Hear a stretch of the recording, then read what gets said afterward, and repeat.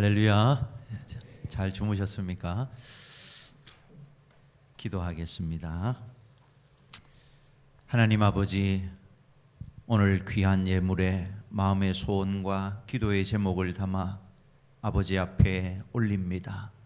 이 예물을 귀하게 받아주시고 이 예물에 담긴 기도의 제목 한마디도 땅에 떨어지지 말게 하시고 하늘 보좌에 상달되어 구체적으로 반드시 응답받는 기도가 꼭 되게 하여 주옵소서. 오늘 이 새벽에도 하늘 문을 열어주시고 성령의 은혜가 우리 모든 심령 가운데 충만히 임하는 귀한 이 새벽이 되게 하여 주시옵소서. 감사하고 귀하신 예수님의 이름으로 축복하고 기도하옵나이다. 아멘. 아멘. 할렐루야. 우리 옆에 분과 또 인사하겠습니다. 자, 같이 안 앉았네요. 옆에 분하고 인사하겠습니다. 내 옆에 앉아주셔서 감사합니다. 한 번 더 인사하겠습니다. 당신은 하나님이 두고 보시기에도 아까운 사람입니다.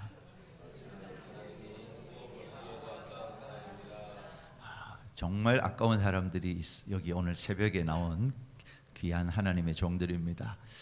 여러분들이 이 기도의 그루터기가 되셔서 정말 이 기도가 올 한 해는 놀라운 응답이 나타나는 축복의 한 해가 되기를 한 번 더 주님의 이름으로 축원합니다.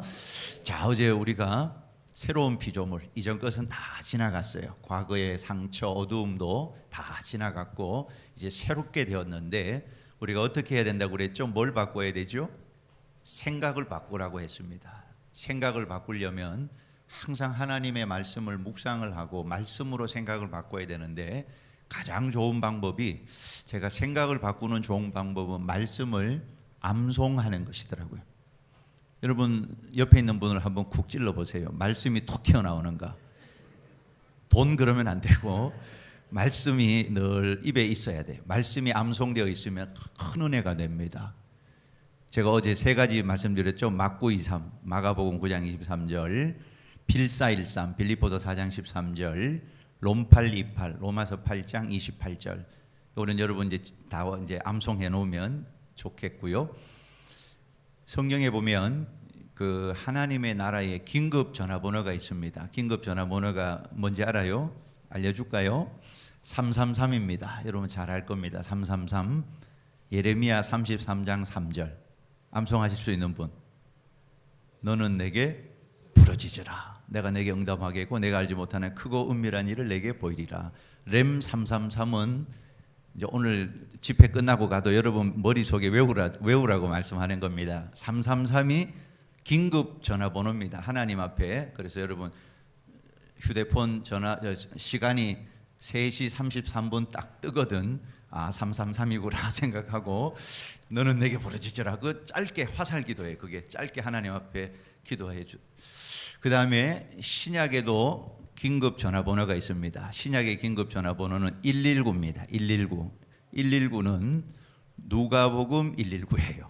눅 119는 구하라 그리하면 얻을 것이요, 찾으라 그리하면 찾아낼 것이요, 문을 두드리라 그리하면 열릴 것이니.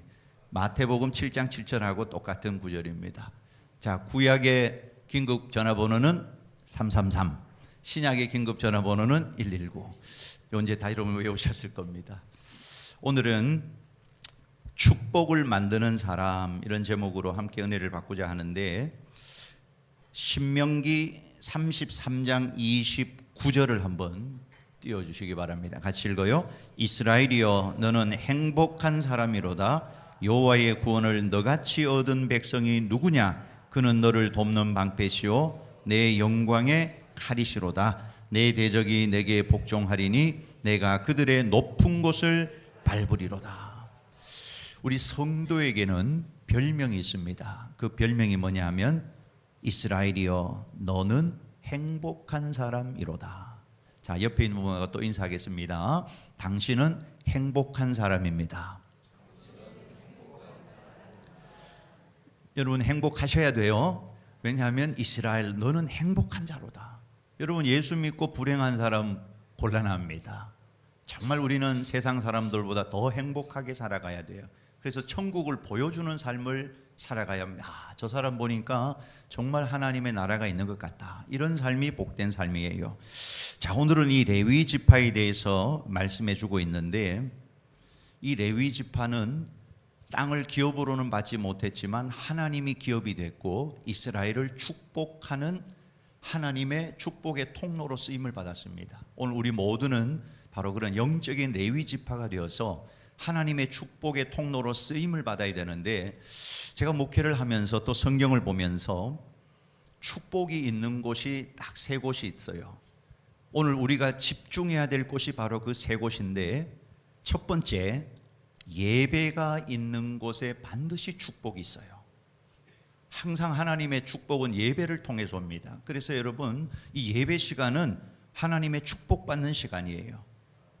사실은 우리가 예배를 지키는 것 같지만 예배가 우리의 삶을 지켜줍니다. 항상 예배를 잘 지켜야 돼요. 예배에 어떤 분은 목숨을 걸라고까지 말합니다. 어떨 때는 그런 때가 있어요. 가끔 기분도 이런데 예배 드려서 뭐하나, 그러면 여러분 그건 사단의 공격입니다. 예배를 방해하는 겁니다. 그때는 어떻게 해야 되는가 하면 따라합시다. 가서 은혜 받지 뭐. 그렇습니다. 항상 사단의 공격은 예배를 공격해요. 마음에 격동을 일으켜서 이 기분으로 예배 드려서 뭐하나, 그런데 아니에요. 오히려 그때 나와서 예배할 때 하나님의 은혜를 경험하게 됩니다. 마가복음 1장 10절과 11절에 보면 예수님이 세례 받을 때 나타나는 놀라운 장면을 소개하는데, 같이 한번 읽어볼까요?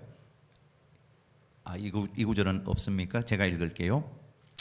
곧 물에서 올라오실새 하늘이 갈라짐과 성령이 비둘기같이 자기에게 내려오심을 보시더니 하늘로부터 소리가 나기를 너는 내 사랑하는 아들이라 내가 너를 기뻐하노라 하시니라. 자, 이것은 우리가 예배 때마다 경험해야 될 세 가지인 것이에요. 첫 번째 보니까 하늘이 열렸다. 예배 시간은 하늘이 열리는 시간입니다. 두 번째, 성령이 임하시는 시간이에요. 그리고 주님의 음성을 듣는 시간이 예배 시간입니다. 여러분, 이제 예배 시간은 어떤 시간이냐? 하늘이 열리는 거예요. 하나님의 영광을 경험하는 시간이고 성령이 비둘기같이 임하는 시간입니다. 그리고 주님의 음성을 듣는 거예요. 자, 하늘이 열렸다. 성경에 보면 하늘이 열리는 곳이 여러 곳 나와요. 야곱이 베델에서 하늘의 문이 열리고 천사들이 사닥다리로 오르락 내리락 하는 것을 보게 됩니다. 그가 이런 고백을 해요. 창세기 28장 17절에 이에 두려워하여 이르되 두렵도다 이곳이요 이것은 다름 아닌 하나님의 집이요 하늘의 문이로다. 하늘의 문이 열려요, 예배 시간에. 에스겔 1장 1절에 보면 30째 해 넷째 달 초닷새에 내가 그발 강가 사로잡힌 자 중에 있을 때에 하늘이 열리며 하나님의 모습이 내게 보이니.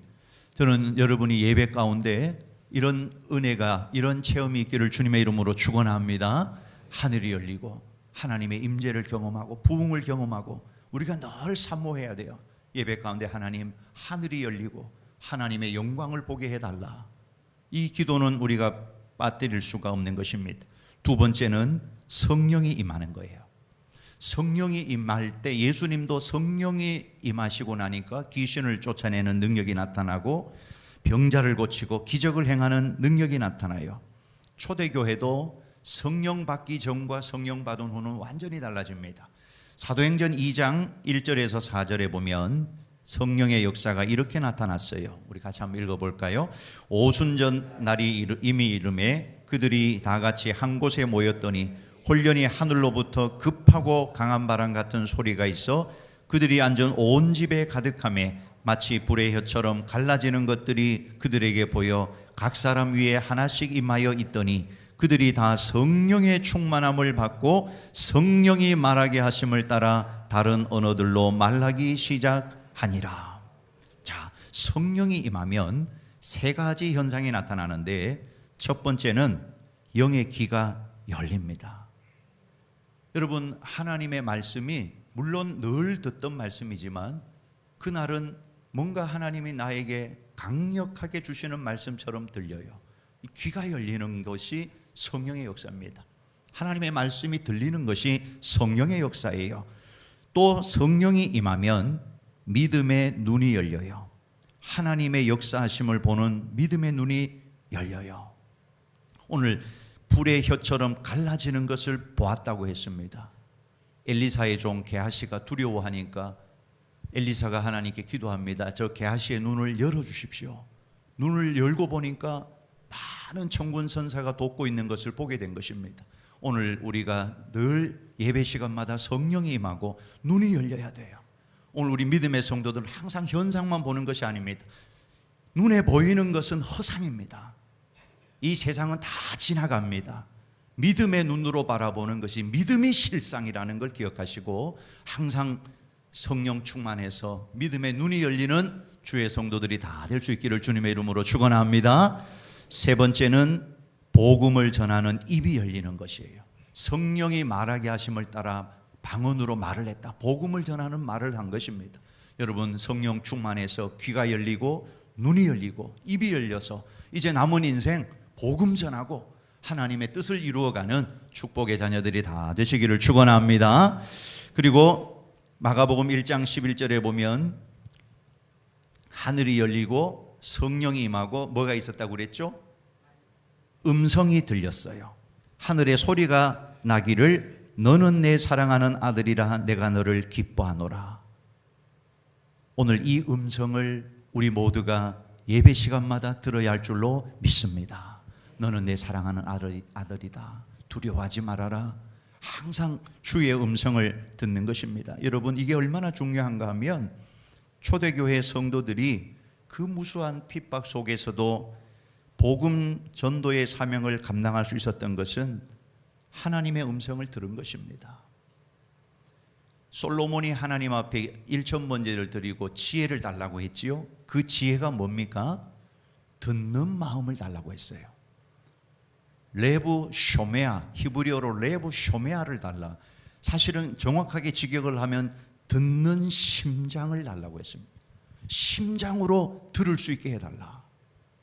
오늘 우리의 눈이 열리고 귀가 열리고 주의 음성을 듣는 믿음의 성도들이 다 될 수 있기를 소원합니다. 세상은 너무나 힘들어요. 참 성도들의 살아가는 모습을 이렇게 보면 참 너무너무 힘듭니다.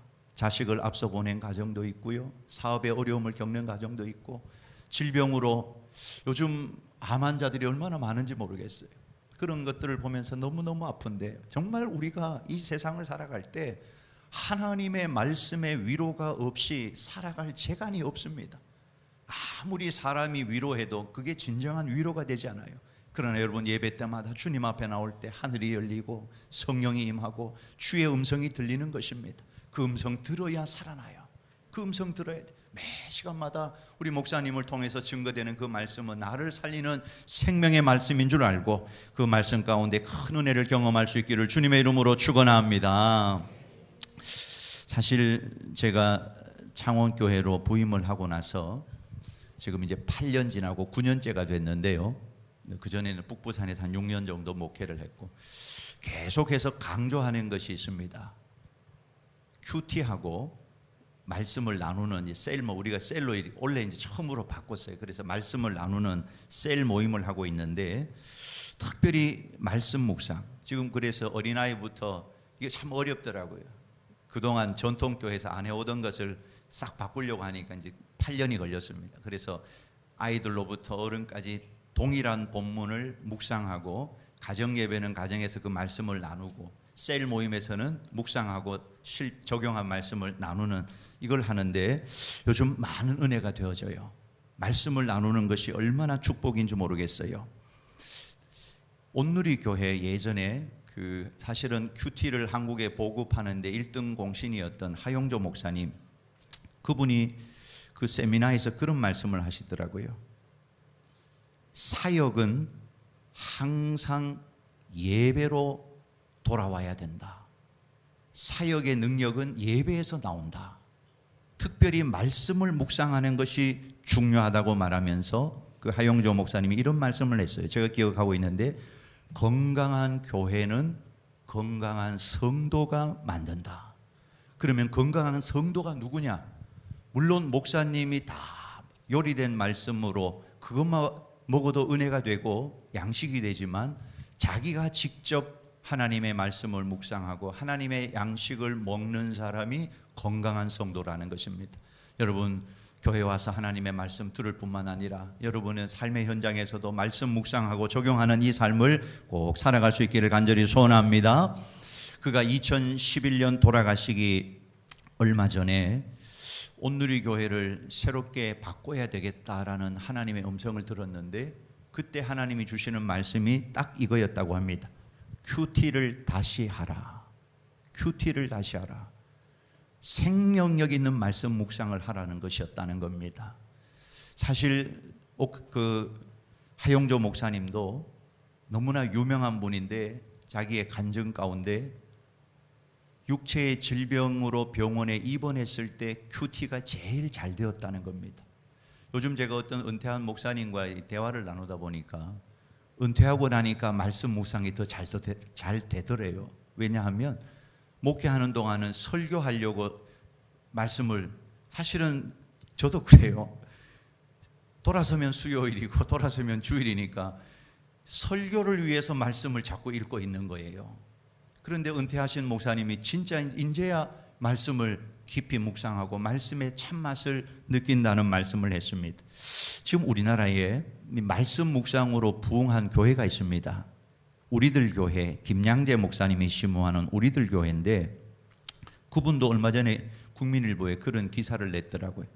큐티 하나로도 성공하는 목회가 있다는 것을 한국 교회에 보여주고 싶다, 그런 이야기를 하면서 그 교회도 전 세대가 동일한 말씀을 묵상하고 아침마다 묵상하느라고 전부 다들 바쁘다고 합니다. 그 교회는 다른 프로그램이 없어요. 그래서 그 교회의 모토가 뭐냐 하면 No program is program. 프로그램이 없는 게 프로그램이라는 거예요. 말씀을 묵상하면 그분은 이렇게 말합니다. 큐티의 꽃은 적용인데 말씀을 적용하면 결국 영혼 구원이 이루어진다. 다음 세대를 살리는 대안은 말씀에 있다. 이번 코로나를 통과하면서 우리가 가장 경험한 것이 뭐냐 하면 신앙의 본질로 돌아가야 되는 것이구나. 그것밖에는 살 길이 없는 거예요. 이제는 무슨 프로그램도 먹히지가 않습니다. 신앙의 본질이 뭐예요? 말씀과 기도와 예배인 것입니다. 신앙의 본질로 돌아가는 것. 여러분, 역사적으로 보면 항상 위기가 많이 있었습니다. 그런데 그 위기 속에는 항상 새로운 기회가 숨어 있었다는 것입니다. 저는 이 코로나도 하나님의 주권 가운데 이루어지는 일이지 의미 없이 온 것이 절대 아니라고 생각합니다. 이 코로나는 뭐냐? 우리의 신앙이 본질로 돌아가라는 하나님의 신호, 하나님의 사인입니다. 여러분, 이 코로나 기간 동안 더 하나님의 말씀으로 돌아가서 말씀이 입에 붙고 말씀이 선포되고 그 말씀이 삶에 적용되고 아이들이 말씀으로 살아나는 이 말씀의 기적을 경험하는 예배의 성공자들이 다 될 수 있기를 주님의 이름으로 축원합니다. 자, 두 번째, 어디에 축복이 있는가 보니까 사랑이 있는 곳에 축복이 있어요. 사랑이 있는 곳에 축복이 있습니다. 오늘 본문은 가나안 땅을 분배를 하는데 이스라엘 백성 12지파에게 가나안 땅을 나눠주는데 레위 지파는 분깃이 없습니다. 하나님이 그들의 기업이에요. 그리고 이미 나눠준 땅을 다시 그 성읍 중에 몇몇 성읍을 레위 지파에게 주라고 합니다. 여러분, 받기 전에 이거는 레위 지파 거다 이렇게 말하면 좋지만 이미 너의 것이라고 땅을 주었는데 그 중에 일부를 레위 지파에게 주라고 하면 사람의 본능이 어떻습니까? 이미 내 걸로 받았는데 내놓으라고 하면 아까운 생각이 들잖아요.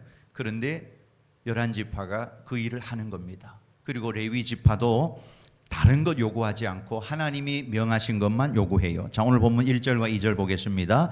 그때에 레위 사람의 족장들이 제사장 엘르아살과 눈의 아들 여호수아와 이스라엘 자손의 지파 족장들에게 나와 가나안 땅 실로에서 그들에게 말하여 이르되 여호와께서 모세에게 명령하사 우리가 거주할 성읍들과 우리 가축을 위해 그 목초지를 우리에게 주라 하셨나이다 하매. 사실 레위 지파도 같이 고생했기 때문에 요구할 자격이 분명히 있습니다. 그런데도 문제를 제기하지 않아요. 서운한 마음을 갖지 않았다는 겁니다. 사랑으로 연합했다라는 거예요. 자, 우리는 교회 안에서 서로를 형제와 자매라고 부릅니다. 이거는 적절한 호칭이 없어서가 아니고 실제로 피부치보다 더 가까운 사이가 오늘 우리 믿음의 형제와 자매들입니다. 우리는요, 이 땅에서만 만날 사람들이 아니고 천국에서도 만날 사람들입니다. 그러니까 교회 안에서는 다시 안 볼 것처럼 그런 사이가 되면 안 돼요. 혹시 그런 사이가 있으면 없겠지만 우리 교회는 딱 한 사람이 있어요. 제가 기도 중에 있어요. 여러분, 사랑해야 돼요. 사랑이 있는 곳에는 반드시 하나님의 축복이 임하는 것을 믿으시기 바랍니다. 에리 프롬이라는 사람이 사랑의 기술이라는 책에서 사랑에 실패하면서도 왜 사랑의 기술을 도무지 배우려 하지 않는가? 사실 우리가 인생을 살아가면서 사랑보다 더 좋은 것, 더 귀한 것 없다고 늘 말을 하지만 사실 우리에게 가장 부족한 것이 사랑입니다. 그런데 사랑의 기술이 부족한데도 배우려고 하지 않는다는 거예요. 세계인들에게 트라우마로 각인된 9.11 테러 사건, 2001년 9월 11일 오전 9시부터 오후 5시 20분까지 미국 뉴욕에서 발생한 9.11 테러를 우리는 기억을 합니다. 그런데 그 9.11 테러가 발생한 그 9시부터 오후 5시까지 전화가 폭주를 하게 되는데 전화량이 폭주하게 됩니다. 그 전화는 사랑하는 아내, 남편, 사랑하는 자녀들에게 전화하는 전화량이 폭주한 겁니다. 여러분, 뭘 말하는가? 인생의 위기를 만났을 때 삶의 벼랑 끝 위기를 경험한 그 순간 가장 소중하게 다가온 것은 가족이었다는 것입니다. 어떻게 보면 우리의 인생의 최후의 보루는 가족이에요. 그런데 가족 간에 사랑이 없다? 있을 수 없는 일이라는 것입니다. 여러분, 인생을 살아가다가 보면 불행에는 전조가 있어요. 그게 뭐냐 하면 가족애가 무너지는 겁니다. 가족 간의 사랑이 식어지면 반드시 어려운 일이 와요. 그런데 어떤 인생의 위기가 와도 가족애가 많은 사랑이 있는 가정은 그 위기를 넘어가게 되더라는 겁니다. 교회도 마찬가지입니다. 교회의 위기는 그 전조가 바로 사랑이 식어지는 거예요. 교회가 부흥되는 전조는 사랑이 충만해지는 겁니다. 저는 안동성결교회 온 성도들이 지금도 서로를 사랑하지만 더 사랑하셔야 돼요. 정말 형제보다 더, 피부치보다 더 가깝게, 정말 힘들고 어려운 일이 있을 때 아픔을 내어놓을 수 있는 그런 곳이 교회여야 합니다. 교회가 세상보다 못하다는 그런 소리를 들어서는 안 된다는 것이에요. 특별히 우리 가족 간의 사랑을 위해서 요즘 남녀 갈등도 있고요. 우리나라에 특별히 이 세대 갈등이 심하다는 뉴스를 많이 보게 됩니다. 그러니까 젊은 세대들하고 기성세대들하고 이 갈등, 그거를 견디지 못하고 교회를 나가는 아이들이 많이 있단 말입니다. 저는 이 가족 간의 이 세대의 갈등을 해결할 수 있는 방법, 그 원인 4가지를 찾아서 한번 말씀을 드려보고 싶어요. 첫 번째, 노년기에 들어선 부모 세대의 발달 문제가 있다는 겁니다. 이게 뭐냐 하면 에릭 에리슨이라는 사람이 인생의 주기를 8단계로 나누어서 마지막 노년기가 있는데 이 노년기에도 발달 과제가 있는데 그 과제를 수행을 해야 된다고 합니다. 그 노년기의 발달 과제는 자아를 통합하는 것이에요. 자아를 통합한다는 말은 무슨 말인가 하면 지난날의 내 삶을 다 수용하고 받아들이고 우리 믿음의 성도들 같으면 그것을 하나님의 섭리로 받아들이고 수용을 하는 것입니다. 근데 이 자아 통합이 안 되면 나이가 들어가면 들어갈수록 원망하고 불평하다가 인생을 마치게 된다는 거예요. 제가 우리 교회도 요즘 이 노년의 100세 시대다 보니까 연로하신 분들 너무 많거든요. 정말 육신의 어려움을 가진 성도들이 너무 많아요. 그런 분들을 병원으로 신방, 얼마 전에도 이제 마지막 임종이 가까웠다고 해서, 그런 요즘은 코로나지만 임종이 가까웠다고 하면 병원 안으로 들어 보내주더라고요. 제가 이런 노년의 성도들을 신방하면서 깨달은 것이 있습니다. 젊은 날부터 경건의 훈련을 늘 하면서 기도 생활하고 신앙생활 해온 어르신들은 그 병상에서도 끝까지 천국의 소망을 놓지 않더라고요. 천국에 대한 소망이기 때문에 목사님, 난 두려움이 없어요. 실망도 없어요. 천국을 바라보고. 그런데 이 경건의 훈련이 안 된 분들이 있어요. 이런 분들은 끊임없이 불평을 쏟아내면서 자식들을 너무 힘들게 하더란 말입니다. 저는 오늘 우리 믿음의 성도들, 특별히 우리 부모 세대들은 자아 통합을 이루어야 돼요. 지나온 날의 삶을, 어제 그런 말씀을 드렸잖아요. 사건보다 중요한 것은 해석하는 겁니다. 여러분이 믿음으로 하나님 앞에서 다 해석해야 돼요. 자꾸 그런 후회와 회한과 그런 삶을 살다 보면 이 자아 통합을 이루지 못하고 늘 노년으로 가면 갈수록 더 외롭고 춥고 쓸쓸하고 마음이 아파요. 그러면 자식들이 힘들어지는 겁니다. 부모 세대와 자식 세대가 아름다운 화해를 이루려면 부모가 자아 통합을 이루어야 된다는 겁니다.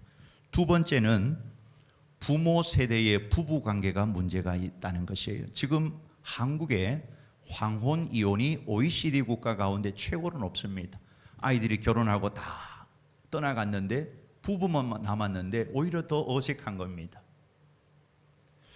여러분, 저는 우리 안동 성결교회의 모든 가정, 특별히 부부가 행복하게 되기를 주님의 이름으로 축원합니다. 여러분, 가정의 핵심은요, 부모 자녀가 관계가 아니고 부부예요. 부부가 사랑으로 연합하면 그 힘으로 부모도 잘 섬기게 되고 자식들도 잘 양육할 수가 있게 된다는 겁니다. 그런데 부부 관계가 좋지를 못하면 가족 안에 삼각관계가 생겨요. 뭐냐 하면 그 부부 사이에 자녀가 들어옵니다. 그래서 너 아버지한테 이야기해라. 너 아버지한테 이야기해라. 이렇게 되는 겁니다. 그리고 아이한테 뭐라고 말하는가 하면 나는 남편 복도 없다. 네밖에 없다. 난 네 보고 산다. 이게 뭐냐 하면 최악의 관계입니다. 가정 안의 삼각관계가 최악의 관계예요. 여러분, 자녀들을 떠나보내야 됩니다. 이렇게 삼각관계가 된 가정은요, 결혼을 했는데도 아이들이 독립을 못해요. 늘 부모 걱정을 하는 겁니다. 아빠 엄마가 사이가 좋아야 되는데 그 걱정을 하는 겁니다. 여러분, 부부관계가 좋아야 돼요. 제가 이번 성회는 실제적인 것들을 이야기해 주겠다고 말씀했잖아요. 정말 여러분, 세월이 갈수록, 나이가 더 들어갈수록 부부관계가 더 좋아져야 됩니다. 더 사랑의 관계가 돼야 돼요. 세 번째는 자녀 세대의 독립과 분리의 문제예요.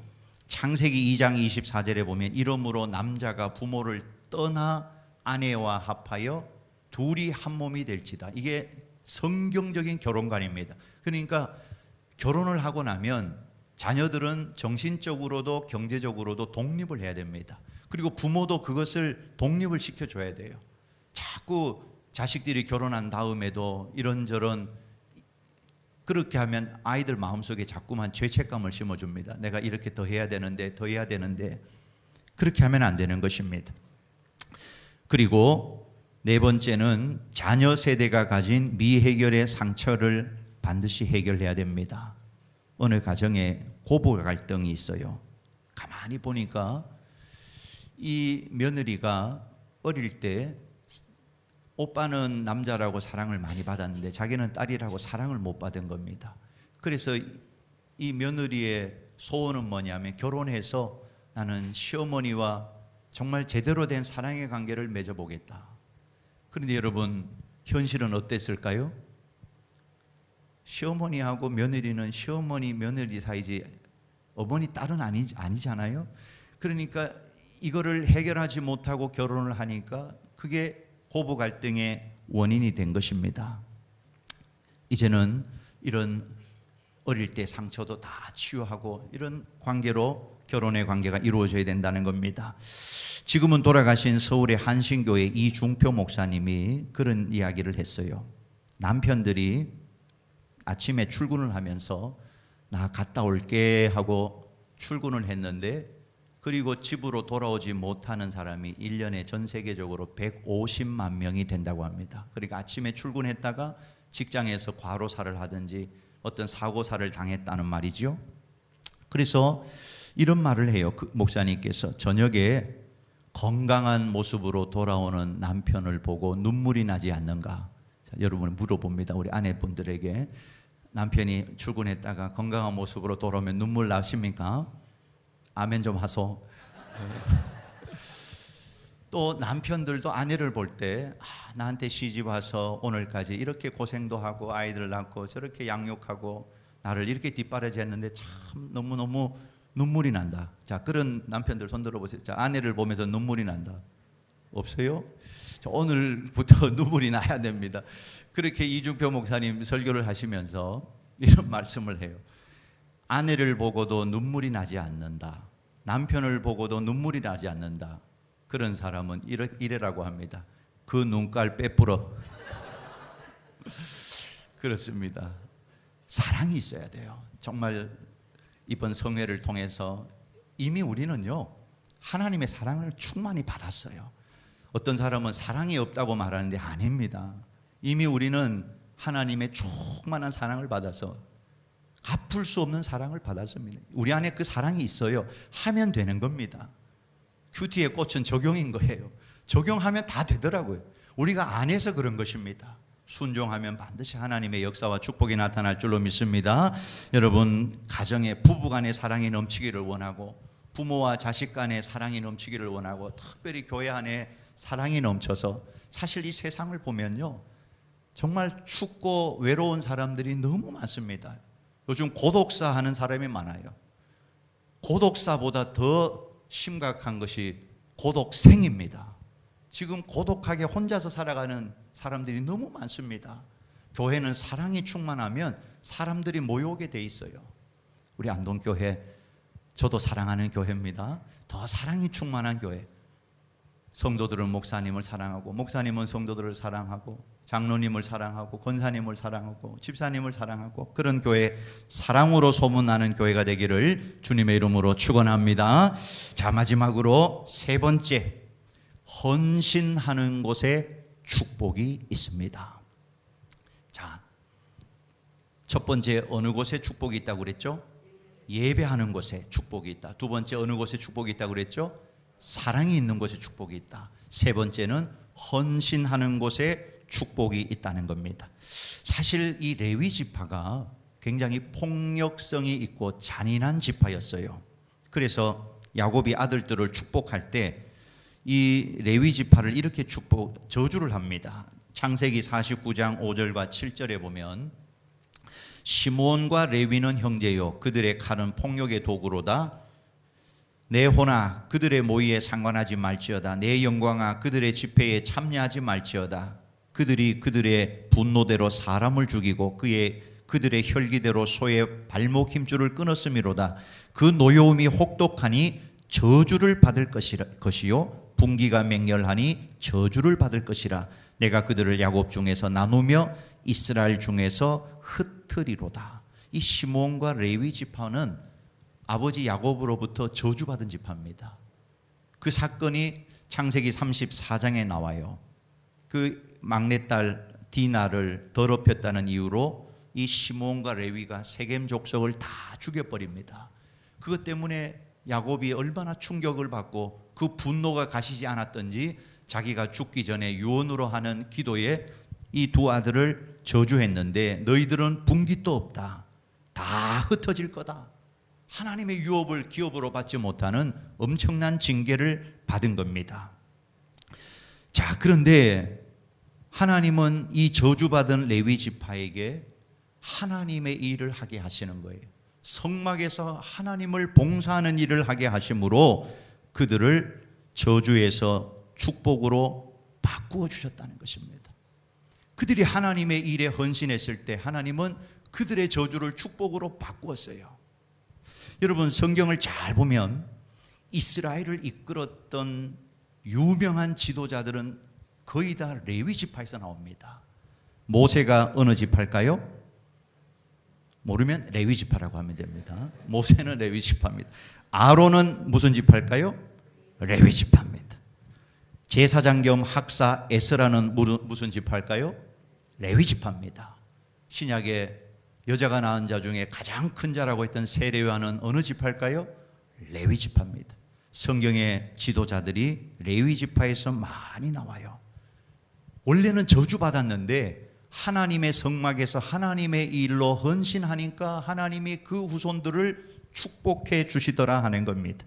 출애굽기 32장에 보면 또 금송아지 사건이 나오는데 그때 우상을 만든 주동자들을 척결하는데 앞장섰던 지파가 어느 지파다? 레위 지파였습니다. 출애굽기 32장 29절 우리 같이 한번 읽어보겠습니다. 모세가 이르되 각 사람이 자기의 아들과 자기의 형제를 쳤으니 오늘 여호와께 헌신하게 되었느니라. 그가 오늘 너희에게 복을 내리시리라. 여호와께 헌신하는 자에게는 반드시 하나님이 복을 주신다는 겁니다.